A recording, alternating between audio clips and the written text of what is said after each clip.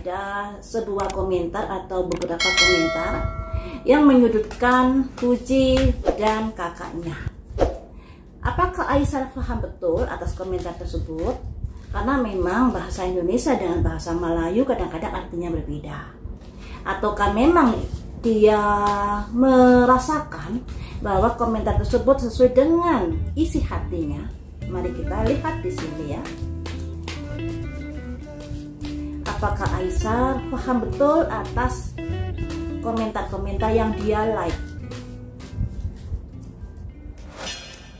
Ada simbol impartiality. Impartiality ini adalah keseimbangan, kesetaraan.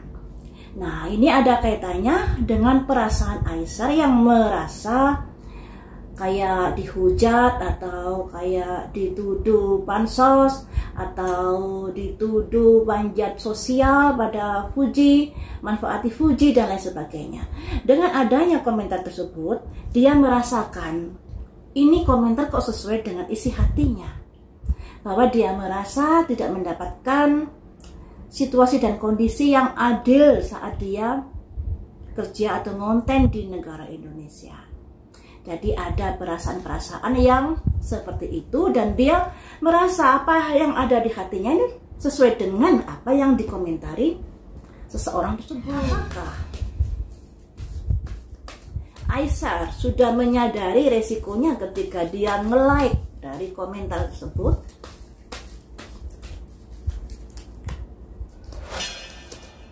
Ada perfection, pemikiran-pemikiran. Jadi dia menyadari resikonya ketika like dia di komen tersebut diketahui oleh netizen. Yang terjadi dalam hidup ini adalah sebab akibat.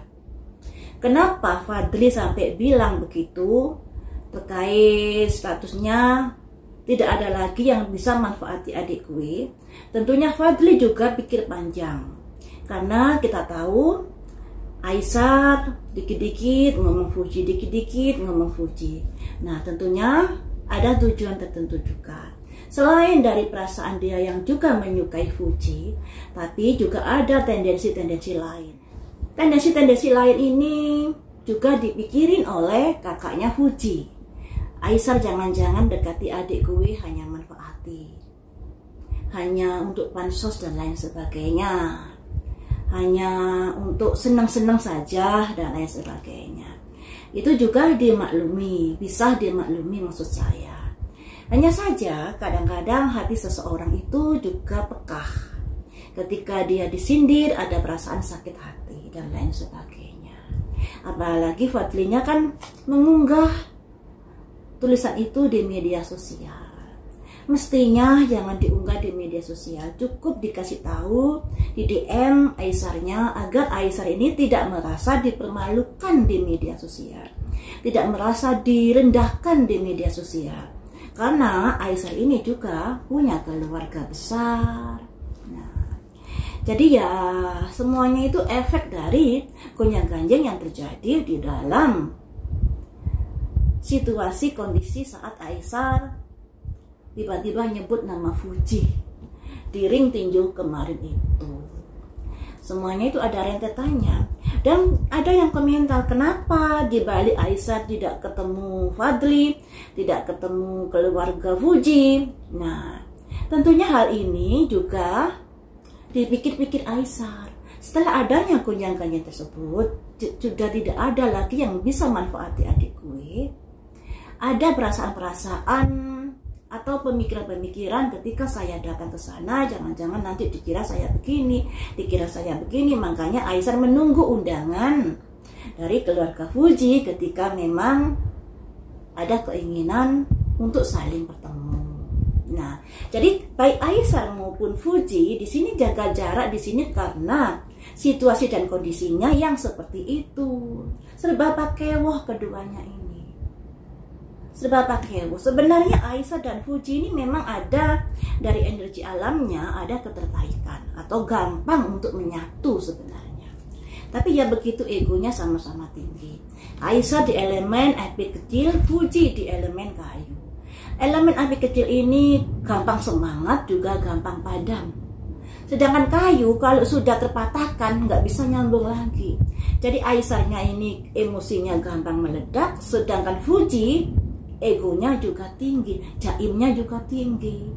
Jadi ketika orang ini sama-sama memegang egonya, sama-sama nggak mau ngalah, tentunya untuk menyatu juga ada kesulitan.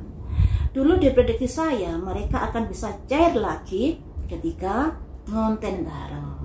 Nah, harapan saya moga-moga segera ada seseorang yang endorse mereka kemudian ngonten bareng, karena di sini nanti akan ada situasi-situasi yang bisa lebih baik lagi dalam kedekatan mereka berdua. Seperti itu ya. Selanjutnya,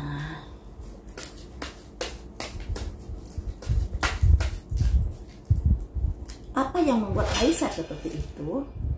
Komplasensi. Nah, komplasensi ini sesuai yang saya bilang tadi. Aisar serba salah di sini. Nanti dia nyebut Fuji dikira manfaati, nanti dia datang ke keluarga Fuji tanpa undangan dari keluarganya, nanti dikira manfaati dan lain sebagainya. Jadi dia bertahan dengan situasi dan kondisi yang seperti ini, menunggu undangan dari keluarga Fuji seandainya ada keinginan mereka untuk bisa bertemu kembali. Ini ya. Jadi takut di pikiran-pikiran netizen ini menjadi negatif thinking kepadanya. Ada kekhawatiran seperti ini. Apakah kamu tidak takut Aisar dengan kamu nge-like komen tersebut hubunganmu dengan Fuji semakin menjauh? Apakah kamu tidak takut? Isolasi. Dia menyadari kok itu kalau hubungannya saat ini dengan Fuji semakin jauh dan semakin jauh. Ada simbol isolasi, sama-sama menjaga dirinya masing-masing, sama-sama jaga jarak. Nah, dia udah nyadari kok ini. Udah nyadari resiko dari apa yang sudah dilakukan.